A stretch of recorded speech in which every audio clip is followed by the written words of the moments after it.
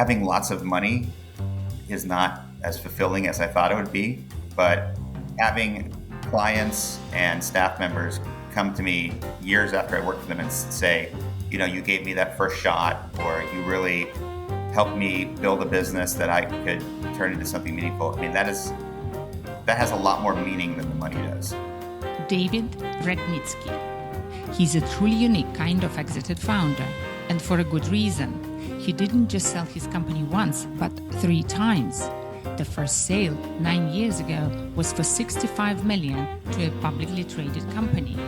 Then he bought it back for $45 million, only to sell the same company again twice over the next 7 years. A few years after his first sale, David penned a deeply insightful article on what he calls the dark side of selling your company. In this episode, we explore his thought-provoking observations and how they changed over the past 5 years. David, hello. Thank you so much for joining me in this show. I am very, very excited to talk to you today about different things, but mostly about your very unique post-exit experience. Awesome. Well, thank you for having me, Anastasia. It's a pleasure to be here.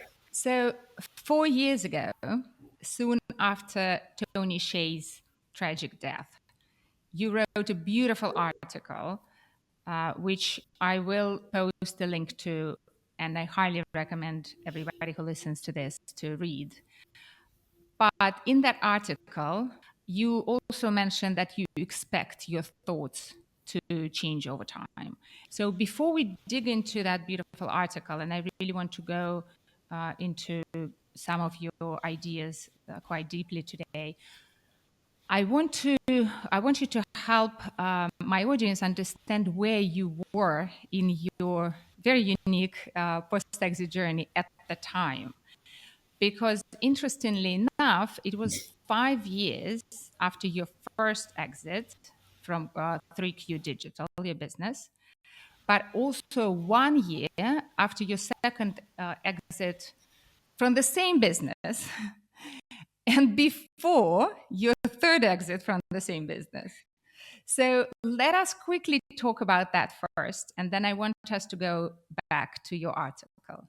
Well, I'll just caveat this by saying it's better to be lucky than to be good. So the fact that I had 3 exits from the same business there was not some grand strategy there.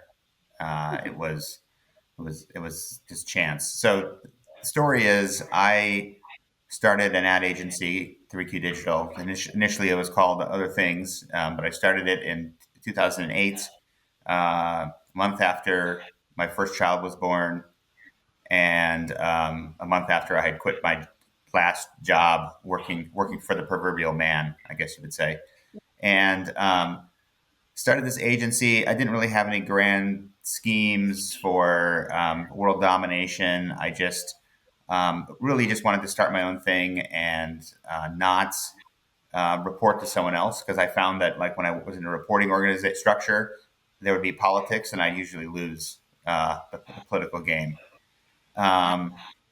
So I started the agency. It went well. Initially, it was just me in a coffee shop in Pacifica, California, just doing search engine marketing consulting for startups in Silicon Valley. Over time, I expanded into offering numerous other services in the marketing space: search engine optimization, Facebook advertising, video, mobile analytics, conversion rate optimization. I basically became sort of a full service agency focused on digital marketing. Obviously, along the way, I hired a bunch of people, and by 2014, I had about 100 people in the company. We had maybe 2 or 3 offices in the U.S., and at that time, we actually got approached by a smaller agency that was also in San Francisco, and it was one of these "if you can't beat them, join them" situations where they basically said, you guys are winning all the deals. We're losing them. Why don't we come together? So we actually made a small acquisition, a tuck-in acquisition, if you will, of a smaller agency. And by 2015, we were at about 125 people. And I started getting calls, as I'm sure this has happened to you and many other entrepreneurs. I wasn't actively looking to sell the business, but I started getting calls from potential acquirers. And I basically hired an investment bank and I said, listen, I'm not looking to sell, but why don't you just keep these people at bay, and then maybe at some point, if we think there's an opportunity to sell, we'll sell. And so Yeah. after about 6 or 7 really serious inbound inquiries, um, we said, you know what, let's run what I described as a mini process. So rather than running a full process where you send out 50 or 75 letters to people that have expressed no interest in the company and hope that 20 of them express some interest and 10 of them make a bid and then you negotiate with five, however that works. We just sent emails to those 6 or 7 potential acquirers and said, look, we're not for sale, but if you want to make us a deal, we'd look into it. And so ended up getting 3 strong offers. Mhm. And I'll share the numbers just because it's interesting and it's a sort of interesting lesson in M&A. I thought the company was worth at that time about between $35 and $40 million, and that's based Mhm. on common sort of multiples for agencies, which is basically your last 12 months um, of EBITDA. And we got Mhm. one offer at $35 million. We got one offer at $40 million, and we got one offer at $65 million. Wow. So almost double the lowest offer. And what happened was the company that offered us the bigger amount was a publicly traded company, and they had told the street that they were going to acquire a digital agency in Q4 2014. And Q4 2014 came and went, and they had not found an agency to acquire. So they had a promise that they had to fulfill, and they had to sort of. I mean, I don't know what Yeah. was happening inside the boardroom, but it seemed like they had to win us at all costs. So they bid way over what anyone else had bid, um, and we said great. But the caveat to their offer was we're going to give you 45% of the money up front and 55% of the money in a lump sum 3 years after after the deal is closed. A 3-year earnout lump sum. Yeah. And Yeah. I said that's fine, but my caveat back to you is if 55% of this payment is going to be made um, 3 years later, I need to have complete control of my business until that next payment is made. So I need to control my finance team has to be separate, my HR team has to be separate, legal, accounting, accounting service, client services, everything needs to be separate. And they said Yeah. fine. So we kept the Mhm. business separate. We ran for 3 years.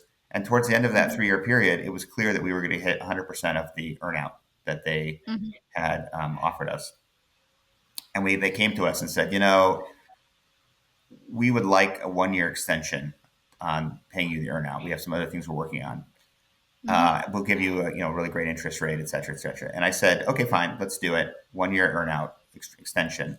About 6 months into that 1 year extension, they said, you know what? Can we have another year's uh, extension? And at that point, I said, it's been 3.5 years. You owe us 35, $40 million, whatever it was. And I said, I think we'll just take our money and go, please. And that's when we started to have some pretty serious discussions about alternatives to them paying us. And what we ended up deciding to do was initially put the company up for sale in a process run by a full process run by an investment banker to see if we could sell 3Q, and then we would get paid, and the company that acquired us would be free of paying us.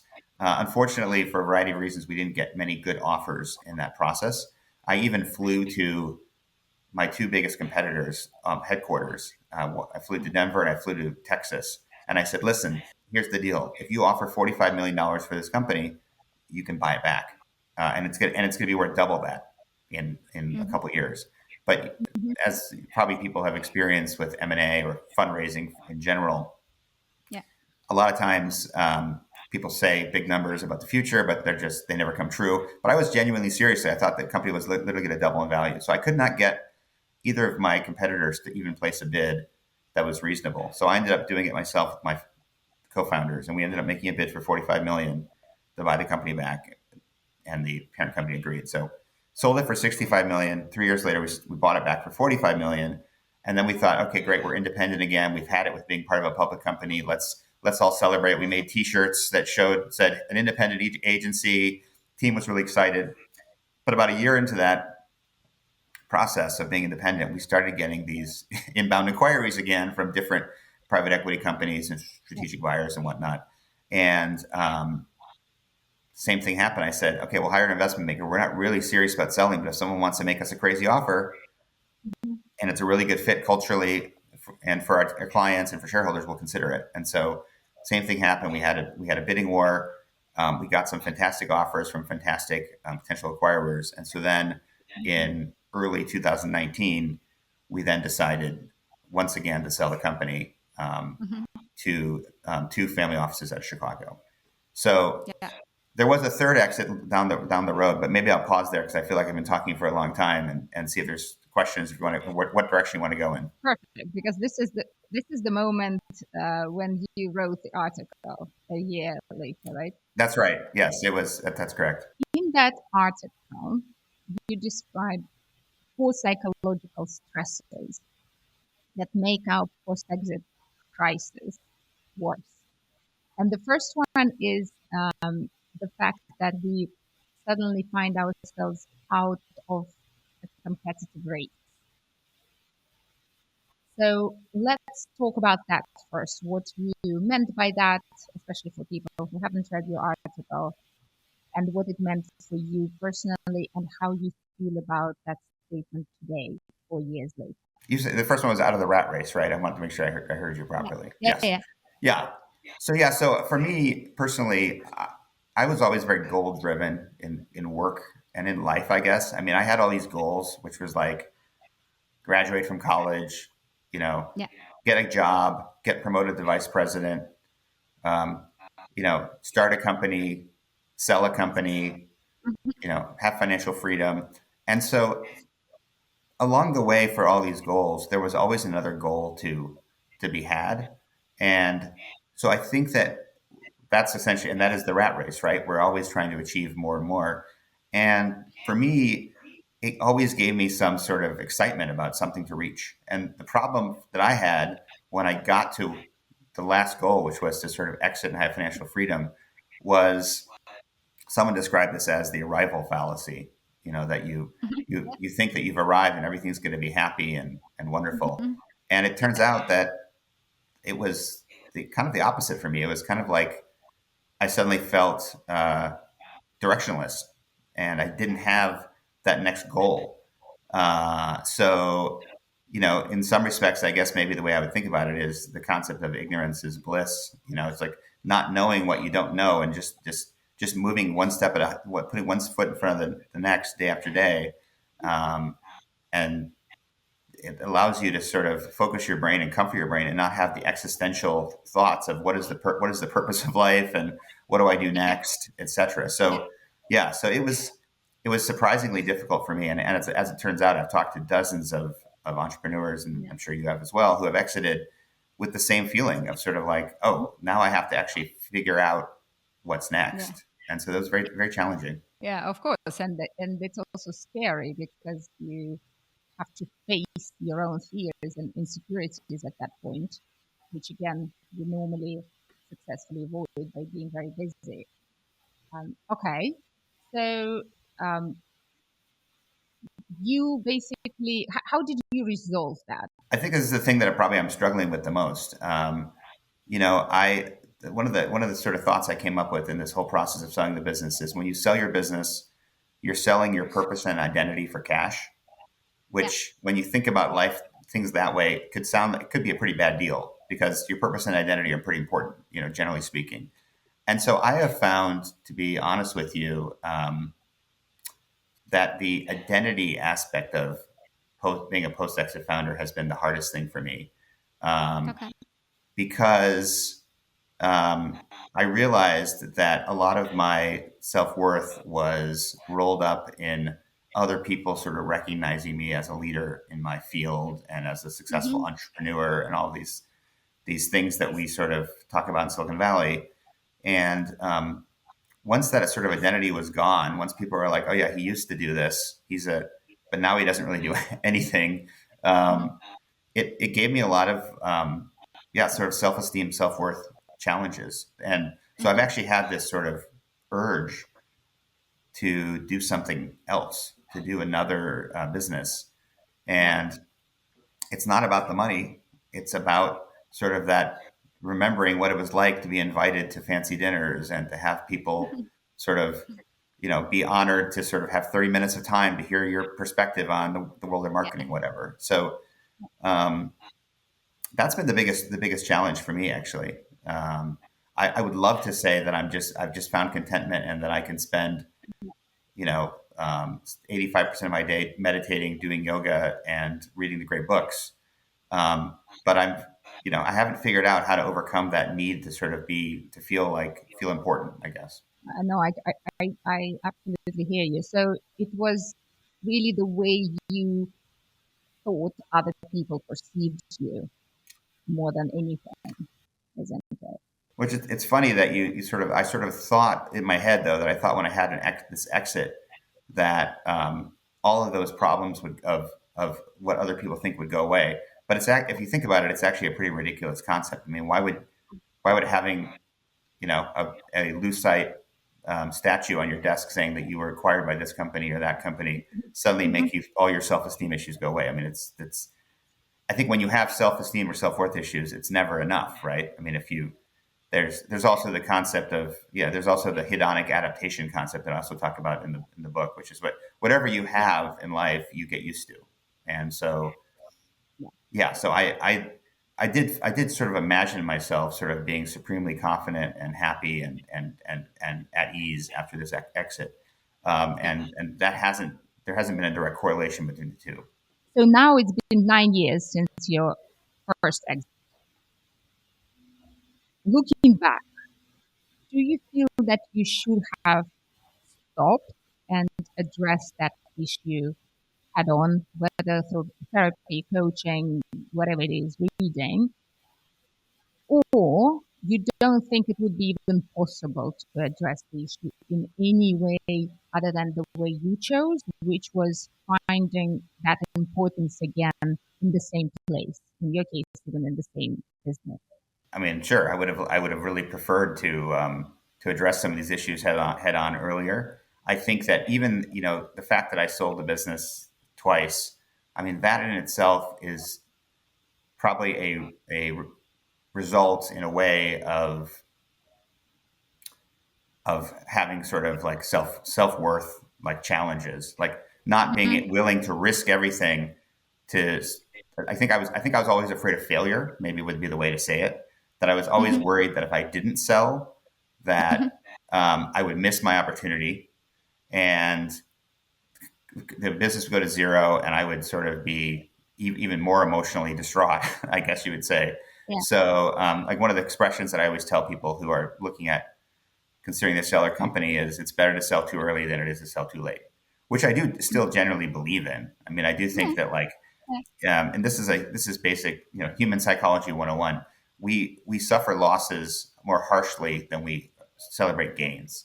So Mm-hmm. for someone who has a business and it's worth whatever enough money for them to retire and they don't sell it and it falls apart, that can be very emotionally traumatic versus Yeah. selling the business. It's great, but I always had that fear, I guess, that fear of making a mistake, fear of failure, and Yeah. and how people would think of me from a failure perspective. So that did definitely factor into my decision to sell the business.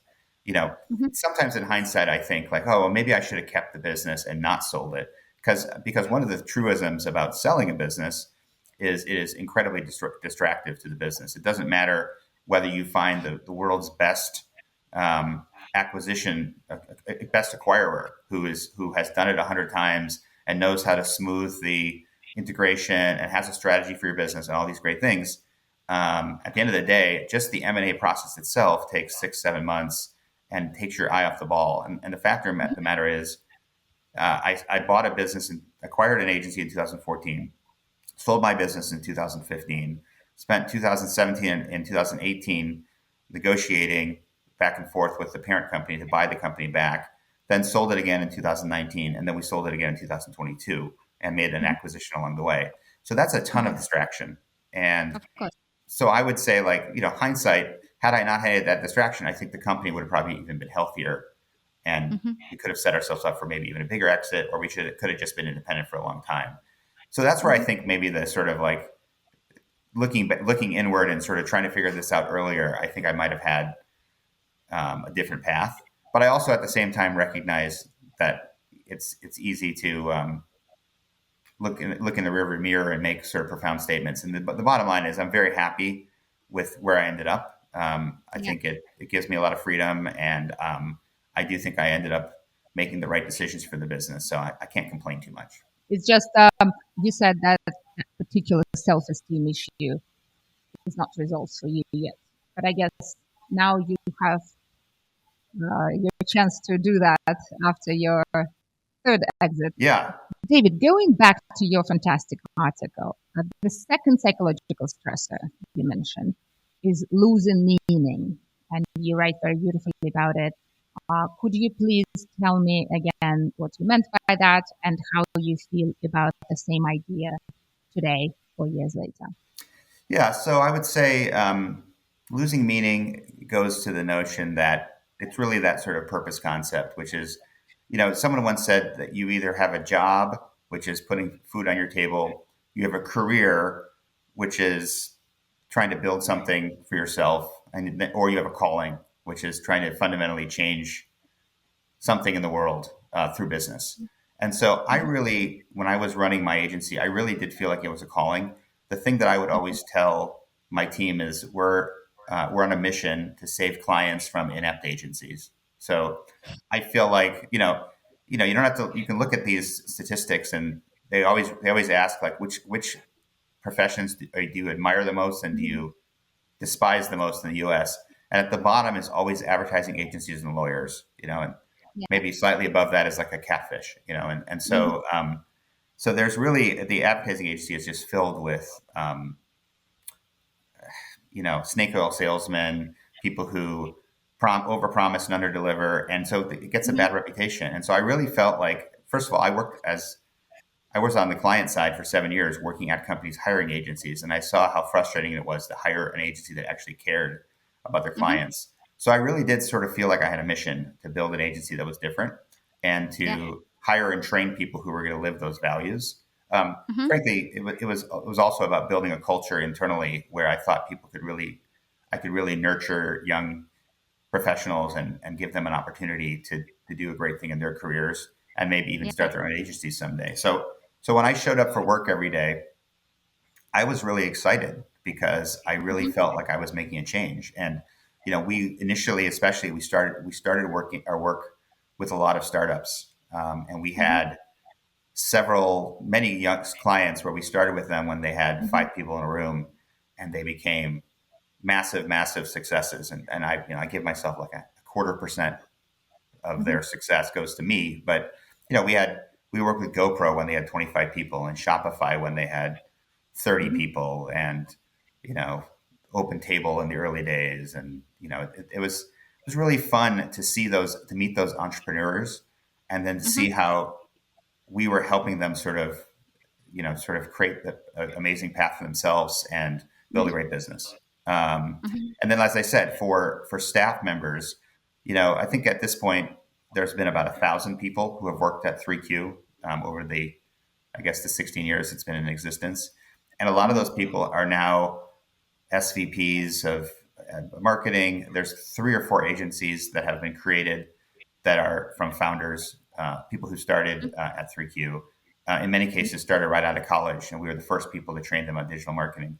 So all of that stuff to me was very fulfilling. And I would say, sort of going back to this post-exit angst, having lots of money is not as fulfilling as I thought it would be. But Mhm. having clients and staff members come to me years after I worked for them and say, you gave me that first shot, or you really helped me build a business that I could turn into something meaningful. I mean, that has a lot more meaning than the money does. So um, I'm not sure that I recognized it at the time. Mhm. I mean, I recognized that I was excited to show up to the office, and I was having a lot of fun, and I was Yeah. proud of what I was doing. But in hindsight, I think the thing that produced the most meaning to me were those two things: that giving Yeah. people an opportunity to sort of create a career for themselves and their families, Mhm. and then also working with companies and helping them grow and become major successful companies. Those are the things that have lasting meaning to me. So in this sense, it's a good exercise to sell a business to appreciate what you had. Um, so how much that affected your decision to buy your agency back? I can't say that it was it wasn't a huge factor. Interestingly, because we really had no choice but to buy it back. We were just in a situation where the alternative to buying it back was probably seeing the company go to zero, frankly. Okay. Um, Mm. and we were playing. It was a very tense negotiation, and there was kind of a little bit of brinksmanship that was being played against us, which is like if you don't do A, B, and C, then this terrible thing's going to happen. Um, Okay. and so we were in a situation where, like I said, my first objective at that time was just to find a new home for 3Q Digital, and so I was out there just pitching us to friends and enemies and anyone I could that said this is a great opportunity. You should buy 3Q. And once Mhm. that fell through, I had no choice really but to sort of figure out a way to buy it back Okay. myself. And so Okay. it was. I mean, once it happened, I mean, I was excited to be independent again, and I was excited Mhm. to. I think that the staff was getting a little frustrated with being part of a public company, and it felt kind of bureaucratic. So that was a relief to them. But during the process, I really just had no choice. I had to do it. So today, have you found a replacement for your source of meaning? No, not entirely. When I left 3Q in 2022, after we had sold for the third time, and I was just already sort of just a strategic advisor, really. Um, I spent about a year after that, year and a half after that, saying no to everything that came across my desk. So people would say, "Will you join this board?" No. Do you want to join this discussion group of founders? No. You know, it was just no, no, no. And I just thought I'm going to clear my schedule, and I'm just going to sort of just let let myself just relax. So I did a ton of all that stuff I mentioned before, hiking and yoga and travel. And I spent a lot of time with my kids. It was a lot of this was during COVID, so I had lots of time to go play board games with my kids and go on long hikes and etc. And I liked that, but then I felt like I was kind of like getting a little tired of doing nothing. So then, like a year after that, I said yes to everything for a year. So I joined the board of my kid's school. I agreed to be the chair of the YPO Marketing Network, which is a nonprofit organization. Um, I said yes to becoming an advisor to some companies. I wrote a second book, which was about selling your marketing agency. So I just said yes, yes, yes. And then I kind of found at the end of that year and a half that I would look at my schedule and I would have like 8 to 10 hours of meetings a day. Uh, and I was like, and most of that was not, there was no financial incentive to any of it. It was just helping people out, really, which is fine. And so now I'm at the point where I'm sort of, as you can see where this is going, I'm sort of coming to a happy medium. And so I'm basically saying, like, all right, let's pick things that I really enjoy doing that I can add value and have meaning for me to participate in. But let's also make lots of time for me to enjoy just doing whatever I want to do. So that means, this year I've done a ton of travel. Um, I've been mentoring some young startups, not charging them any money, just helping them out. Um, but I also do still have the board positions and a little bit of a consulting practice, helping some agencies from time to time grow their business. So nothing has sort of entirely hit me from a meaning perspective. I do have sort of I do still have this dream to start another business. Um, but I want to start it for the right reasons. As I said earlier, I don't want to start it just so that it makes me feel like I have importance or meaning. I want to, well, the meaning is going to be part of it. I wanted to start something that I actually enjoy, and I feel again that I have that mission or that calling that I had before when I was running the agency. And how do you plan to get there? I don't have a great plan so far. What I can say honestly is there are categories of business or of doing that I find interesting. I mean, the two that I actually find interesting, they're not necessarily connected. One is functional health. So the idea of proactive health instead of reactive health, sort of using data and using nutrition and testing to try to help people become healthier. That's interesting to me. And the other one is the whole concept of experiential museums, which is like the Museum of Ice Cream or Meow Wolf. Hmm. Heard of those? Hmm. Which I think are really fun. And I'm always fascinated when I go to those and I see how entertainment is sort of being disrupted by Hmm. these exhibits where you're actually interacting with the exhibit. So I have like some general areas that I'm interested in, and I'm trying to sort of learn as much as I can about those areas, and then also network with people in those spaces, so that someday an idea will come to me, or someone else will have an idea, and we'll connect on it. We'll decide to move forward with it. Um, but I feel like I talk to a lot of post-exit founders, as I know you do, and some people just they're gonna create 10 companies in their lifetime because they're so driven, and they as soon as they leave one company, they spend a month ideating and figuring out Hmm. product market fit, and then they're ready to go. And I'm very impressed by those people. I haven't figured out how to do that yet. My process is much more slower and meandering, and so far it hasn't gotten me very far. But I'm confident that someday it will turn into something. You know the statistics that 70% of repeat businesses fail, which I find fascinating. So when we see people ideating and hurrying to start a new business or even start a new business, it doesn't mean that they will succeed. 70% probability that they won't. It's a good point. And Silicon Valley is there's a lot of mythology in Silicon Valley where we only hear about the entrepreneurs who have had. We only hear about um, people who have started 5 businesses that all went public, and we don't hear about the person who started one and then the next 4 have been failures. So um, I think that probably goes back to my insecurity. So I only reflect and I only think about the entrepreneurs that I hear that are incredibly successful. I don't think about the ones that had one hit and then struck out 3 times. Lots of people started new businesses out of fear or to get back their self-esteem, Yes. and that No. doesn't work. So we can admire their energy, but for me, the question always is where this energy comes from. Does it come from fear? Well, I think that's a very astute observation, and I think maybe the fear and love um, ends of the spectrum also reflect the meaning versus self-esteem side of things. So when you're doing something for fear, it's probably a self-esteem, self-worth. I need to do this so that people will continually pat me on the back, and I'll get invited to the next TED event.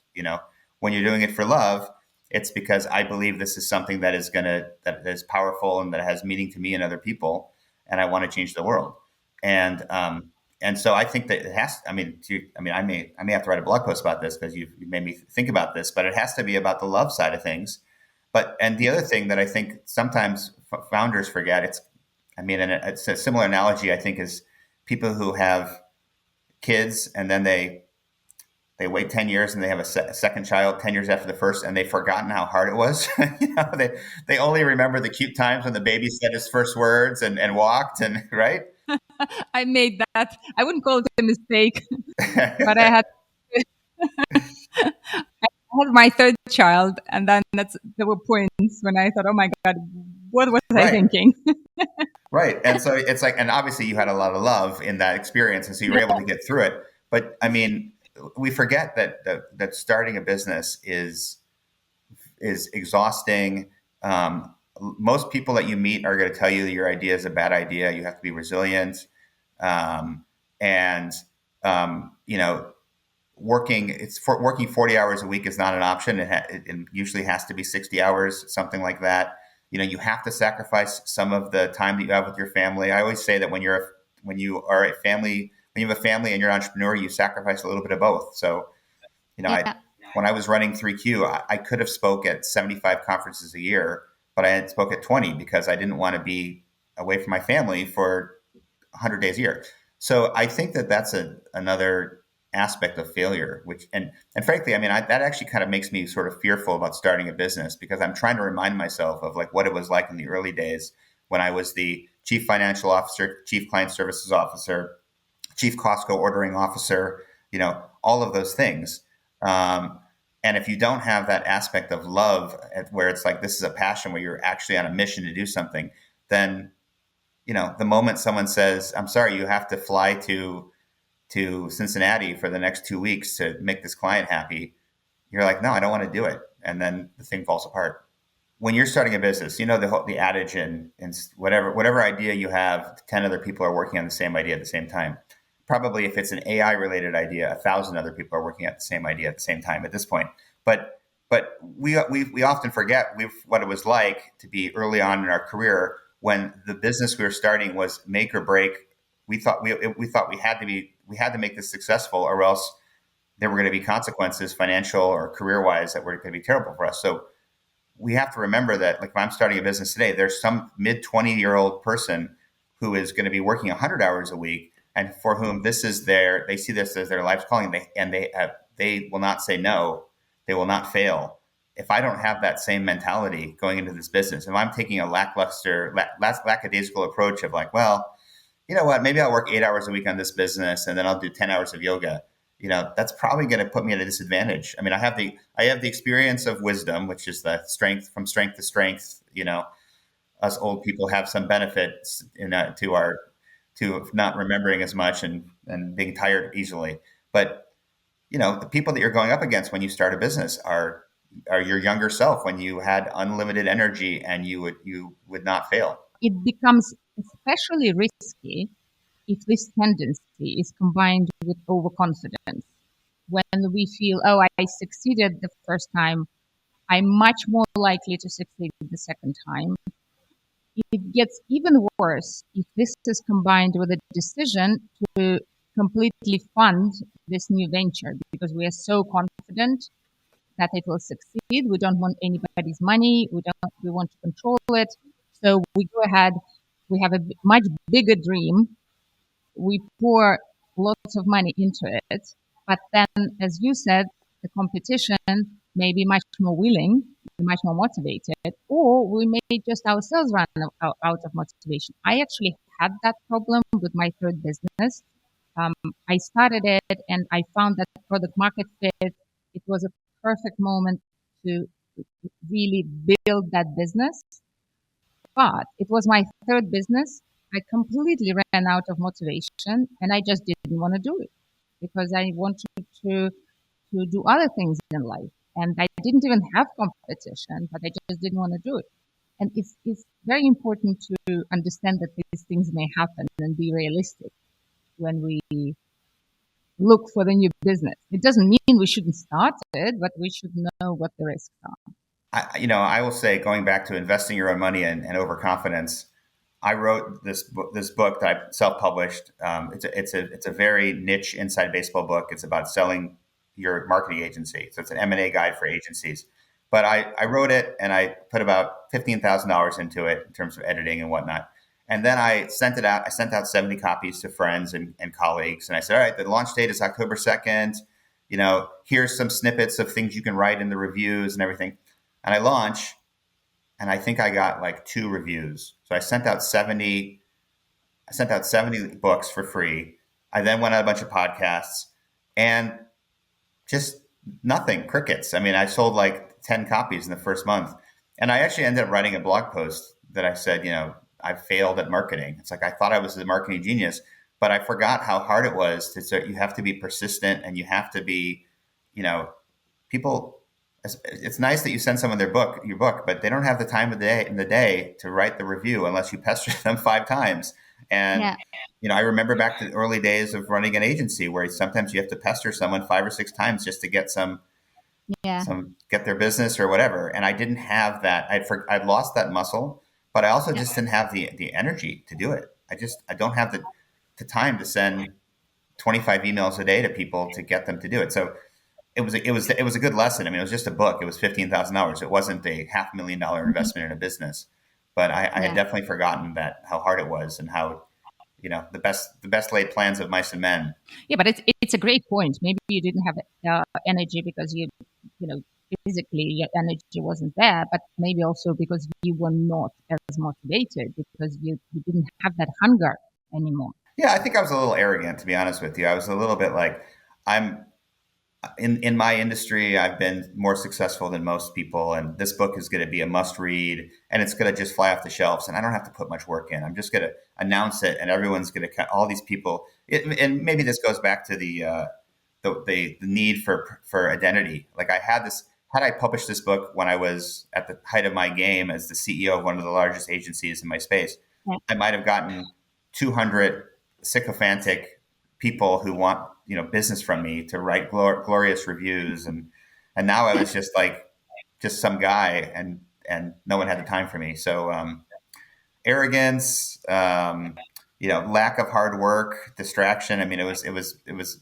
probably many of the reasons that businesses sink are the reason that I think my book has been fine. I mean, at the end of the day, I mean, I'm happy I wrote it, and I get some good leads out of it. But I definitely I imagined myself rocketing to the top of the M&A category on Amazon, and that did not happen. When I started writing my blog, at first it was a very selfish decision because I actually found that I clarify my thoughts that way, and I suspect that your book gave that to you as well, that you clarified your thoughts, and that helps you to move forward.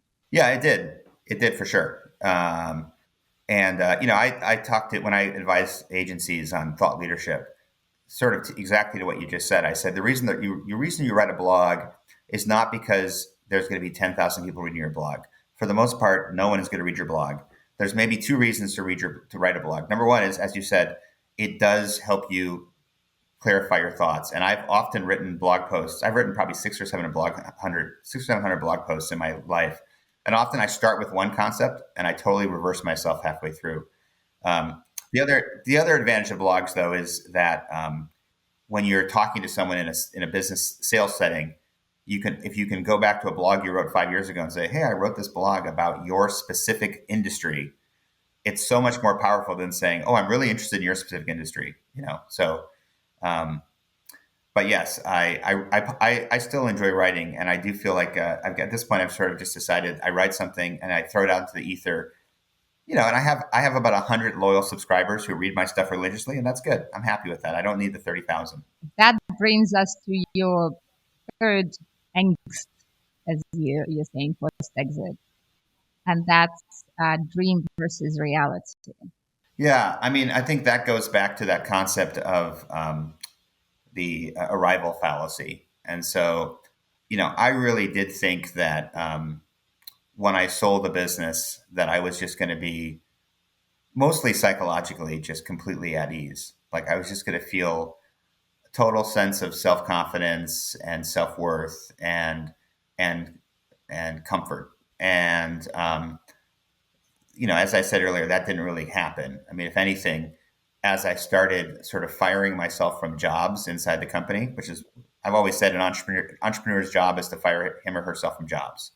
And so I did, and I finally fired myself from being the CEO. And I had these great financial outcomes.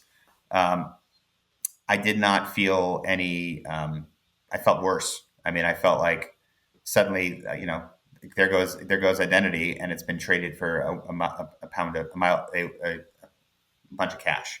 So that was one part of the reality versus dreams that didn't come true. I think the other one goes back to the concept of hedonic adaptation, which is this notion that people think that if everyone says if you ask someone who's making $75,000 a year, they will say to you, if I could just make $110,000 a year, I would be happy.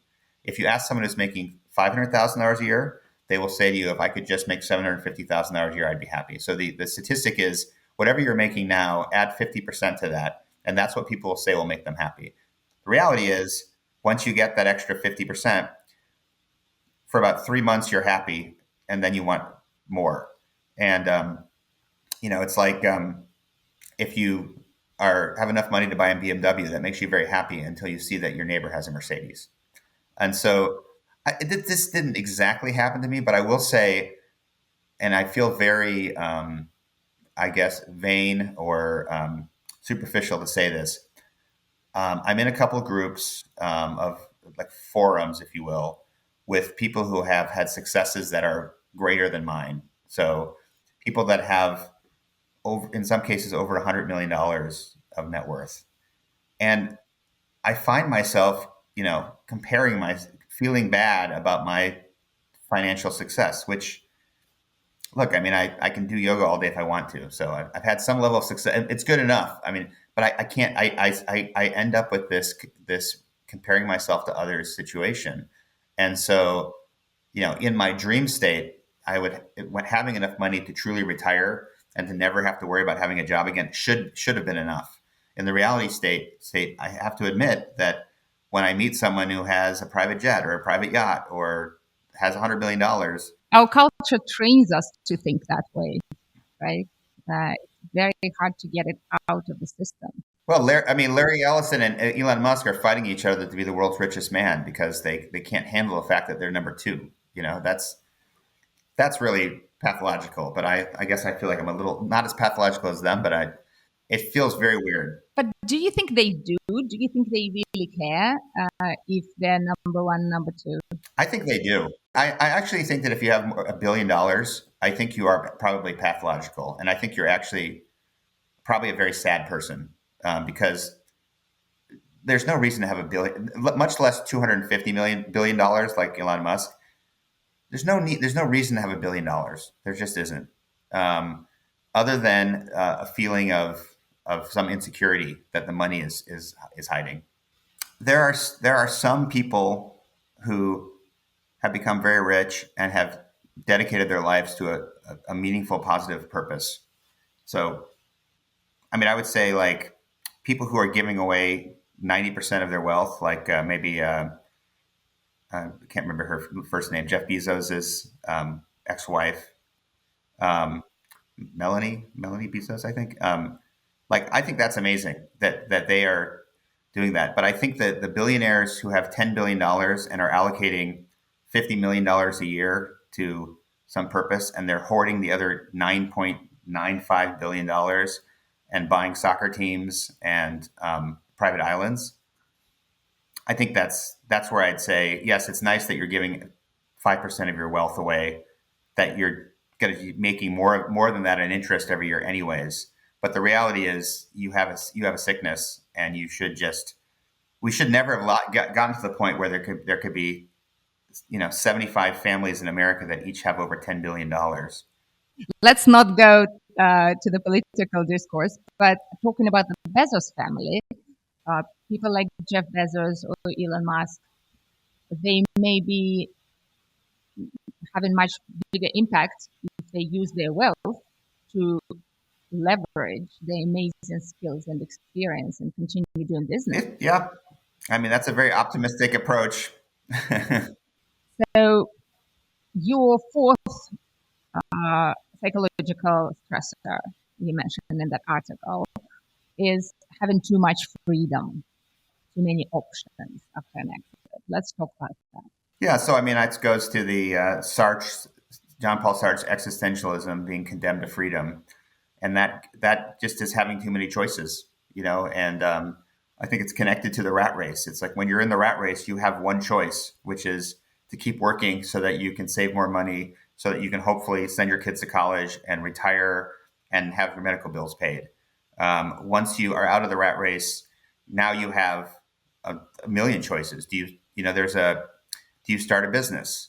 Do you become a serial entrepreneur? Do you become a philanthropist? Do you become a teacher? Do you become a student? Do you become nothing and just sit on the beach all day? Suddenly, all of these opportunities are in front of you. And of course, every decision you make, by definition, it means that you're saying no to another opportunity. So if you decide to become a serial entrepreneur, that means that you don't have as much time to be a teacher. If you decide to be a bum who sits on the beach all day, then you can't start a business. And so this is something that I think it's very challenging. And for me, I have a lot of ideas, and I often don't follow through on them. because I say, well, if I do this, then I'm not going to be able to do that. And I find this with a lot of entrepreneurs. A lot of entrepreneurs have this condemned to freedom problem. Absolutely. What do you think is the solution? There's a great article that by this guy AJ Wasserstein from Yale University, and it's about post exit experiences and how do you choose. And he actually goes through this list of 6 or 7 things you can do, and he asks you to put like a spreadsheet together that says like, how much do you value each of these factors, and it's almost like a quiz, if you will, to figure it out. And so I did it, and I kind of came up with entrepreneur as the number one thing that I thought would be the most interesting to me. But there's no that. I mean, a quiz is a little bit too. It's a little too amazing to imagine that a quiz would sort of get us all these answers at our fingertips. You do talk about um, an addiction to purpose in your article as an entrepreneur trait. So let's talk about that addiction to purpose. That's an interesting one too, and I mean, I think that was when I talked about Tony Hsieh in the article. I know what I observed was there are a lot of really successful entrepreneurs who had an amazing outcome that people would say, wow, this is one of the most significant outcomes of your generation, and yet it wasn't enough for them. And that's what I always wondered about Tony Hsieh. I think he had such success at Zappos. Not only did he build an amazing e-commerce company, but he also built an incredible culture, and one that sort of like became iconic. I mean, the newspaper articles would write about the 10-hour long customer service call that someone at Zappos would have. And by the way, I mean, I took my team to Zappos twice, and we met with the marketing team at Zappos, and we just exchanged ideas, not only about marketing, but about culture. And we did a tour. I love the fact that when you go to Zappos, on the front door, it says, we're a service company that happens to sell shoes. It was just an amazing culture, and he built this amazing thing, and then he left.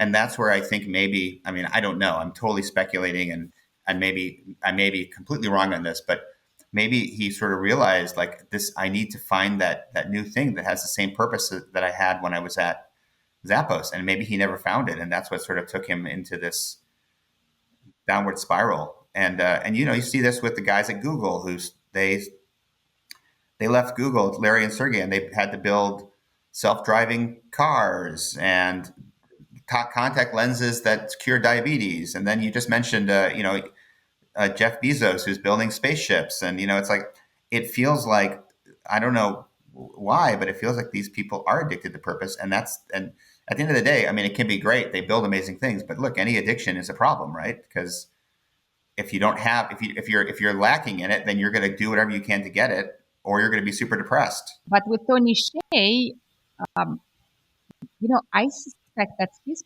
problem was more social. You might be right, but he was so beloved by so many people, by his staff, by just people like me, other entrepreneurs who are like, I want to replicate what this guy's doing. And in the article, I write about the song Richard Cory by Simon and Garfunkel, which is adopted from a poem in the 20th century about this mega millionaire in a town that everyone respects, and he's just the leader of the town. And then one day he just shoots himself in the head, and no one understands why. But it's like you see these people who outwardly you can't imagine that they would not feel beloved, but they obviously don't.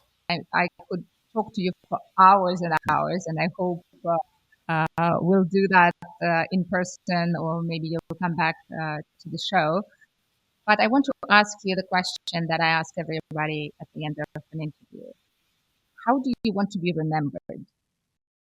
I would probably say it would be great if I could say that I helped other people, and that I helped other people make their lives better. So that would obviously mean my children and my wife, my siblings, anyone that I hired or mentored, and then the people that hired me.